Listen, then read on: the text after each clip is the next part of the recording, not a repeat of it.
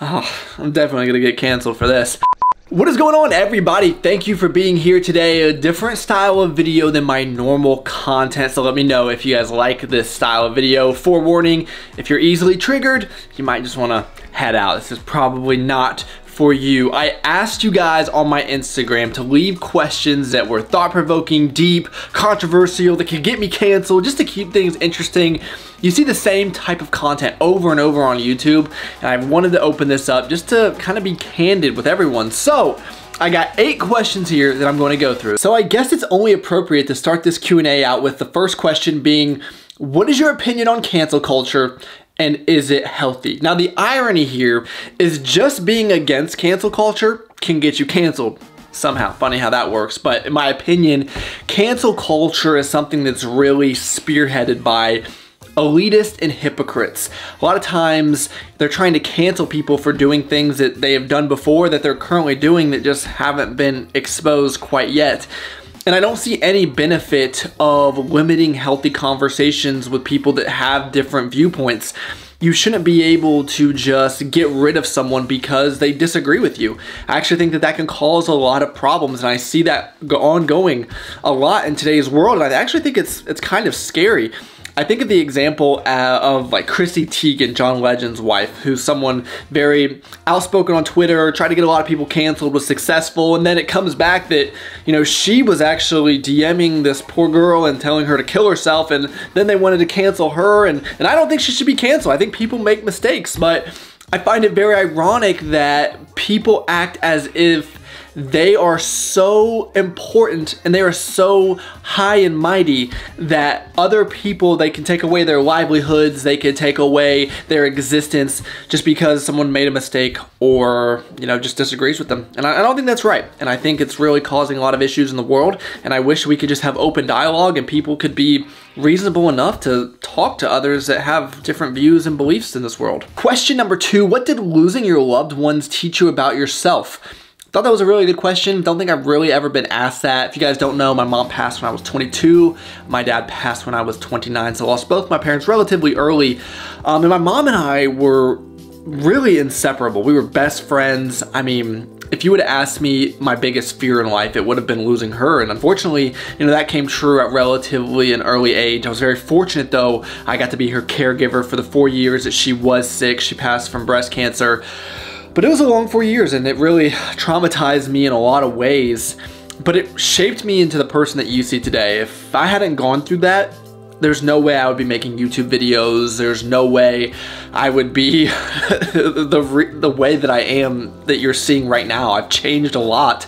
And a lot of that had to do with what I had experienced, seeing her go through so much and going through that process. And it wasn't always easy, and I feel so bad saying this, and I don't ever want anyone to take it the wrong way, but it was the hardest moment of my life.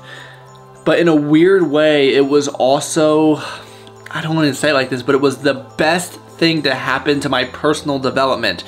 And I really hate that it had to be that for me to develop into a man, but ultimately, when my mom passed, I started to realize a lot of things. I mean, for those 3 months after that, I was a worthless human. I did nothing. I was lucky I graduated college. I hadn't started grad school yet, and so I sat on the couch and just looked at the wall for 3 months. It was a very dark time in my life, but then I gained a lot of confidence, perspective, man, gratitude. I understood that, you know, life isn't forever, and you know, you hear that and we know that we're not gonna live forever, but until it smacks you in the face, it's one of those things that you kind of have to experience. So I became a better man because of it. I obviously would never wish it on anyone, and I wish anything that I could have her back, and to have her at this stage in my life, I think would just be monumental. But unfortunately, you know, she's not here physically, but she taught me a lot of life lessons. Both my parents did, and so very, very thankful to have them in my life. But I definitely developed and learned a lot from that experience. What are your thoughts on mask/vaccine mandates? I think I already know the answer. It's very presumptuous of you, but I'm definitely gonna get canceled for this. And that's, you know, that's crazy that people are so emotionally hijacked both ways. I've been getting flu shots for 20 years and no one has ever asked me if I've got my flu shot. But for whatever reason, COVID has torn this country apart, and it's So sad to see, it really is. I've gotten a lot of questions from you all. Am I vaccinated? Yes, I am fully vaccinated. I've got 2 Pfizer microchips in me. That's a joke, but I do have my vaccine. I've been vaccinated for, I don't even know, a few months at least. But I was one of those that were nervous and skeptical, and I really thought long and hard about it. I prayed on it. And for me, this is just my deciding factor, whether you like it or not. You know, when getting COVID can have very negative side effects, chances are you'll be fine, and chances are you won't have that bad of a reaction, especially if you're like me and you're 30 and healthy. In the vaccine, you know, you could have negative side effects, or have been reports of that, but you know, chances are you won't. I got to the point where I assumed that I was more likely to have a negative reaction to COVID than I was to have a negative reaction to this vaccine. Again, that was just my rationale, and I don't like that people are literally hating one another because they made that decision for themselves. So getting into my next point, I don't believe that there should be any mandates on vaccines or masks or really anything involving the government telling us what to do. I'm very libertarian in that way, where I want little to no government intervention in my life. And I don't think people that are reluctant or against the vaccine should be forced to do that, especially for those of us that went and got the vaccine. You know, that is going to make us very safe from COVID. So at the federal and state level, I don't like those mandates. If you're a private business, absolutely. I think you have the right. If it's your business, you should have the right to say you have to be vaccinated to walk into this establishment, or you have to wear a mask to walk in. And for me, that's fine. If I want to go somewhere, I'll put my mask on. I am not the person that's going to argue with you if it's your business. Or if you're someone that has a business and you say, hey, no masks, no vaccines, and someone doesn't feel comfortable going in, then again, it comes down to personal choice.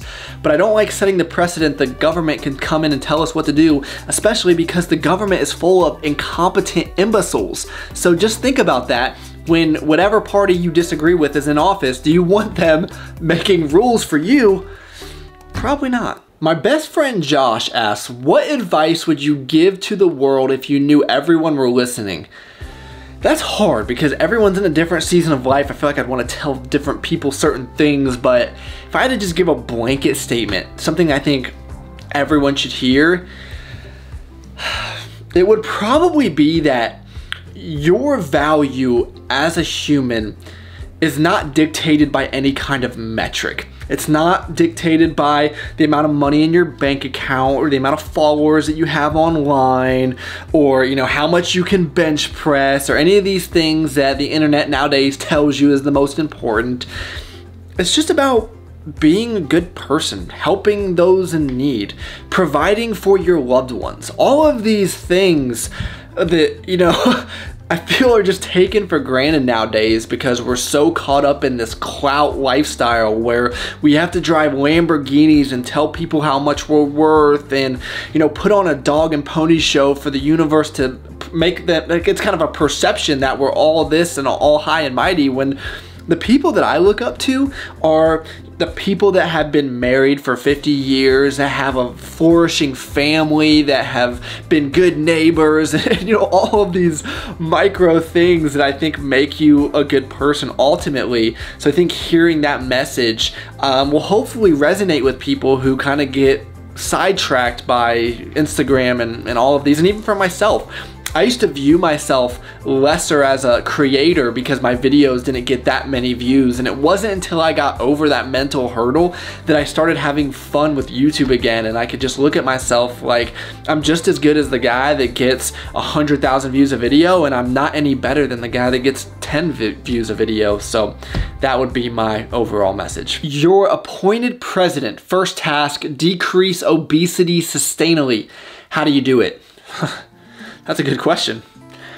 I don't have the answer. I mean, my best guess tells me it should be a two-pronged approach, education and action. So in schools, rather than teaching us a bunch of stuff that doesn't matter, that we'll never remember, that will never apply in the real world, why isn't there a half hour to an hour a day dedicated to proper nutrition, fitness, moving your body, the importance of a well-balanced diet? You know, all of those things should be in every children's curriculum, in my opinion.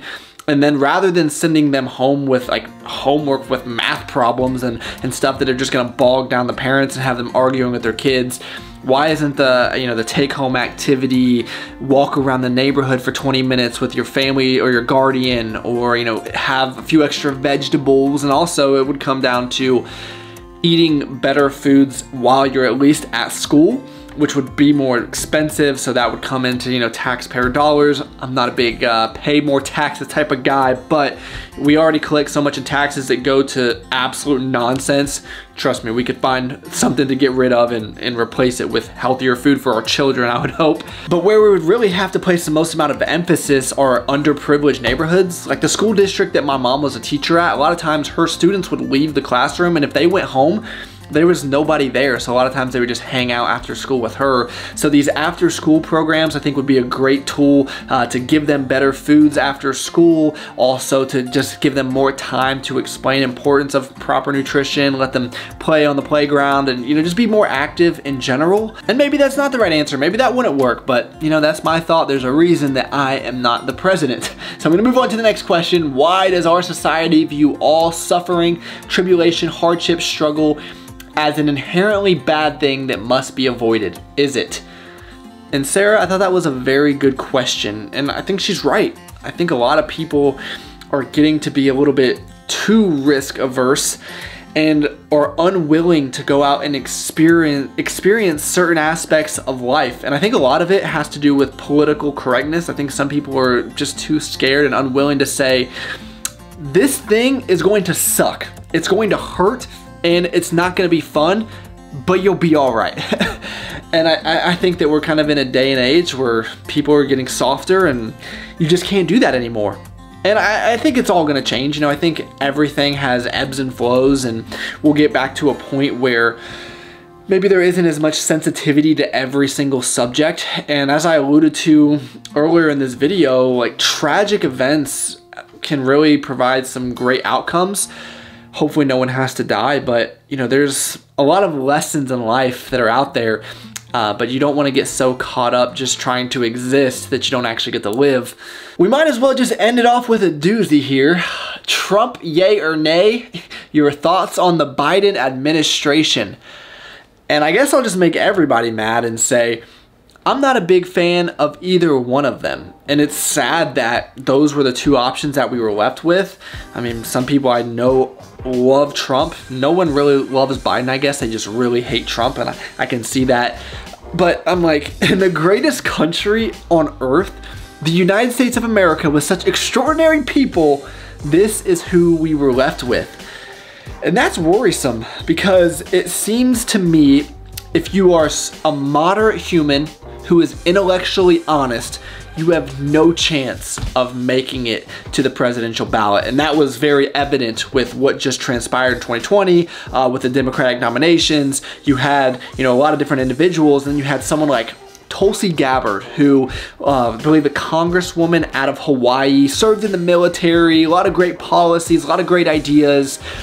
But because she was not extreme, and she was not willing to do certain things like pack the Supreme Court, then the Democratic Party just kind of got rid of her, and they kind of blackballed her. Now she's not in politics any longer. And, you know, the same goes with the other party as well. And this is the problem with the two-party system. So I find it scary, alarming that these are the options that we are left with. And I feel like I am someone who is very open-minded. I can listen to two different sides. I like to watch Fox News, and then I like to watch CNN to get both sides and what spin they put on it, and then I like to form my own opinions on things because I'm an open thinker, and I don't feel that I need to be brainwashed by one political party, but unfortunately, that's what's going on. And that was a lot of negativity, so I guess I should just bring it back around and say, you know, with Joe Biden in office, I still believe this is the greatest country on earth. With Donald Trump in office, this was the greatest country to ever exist.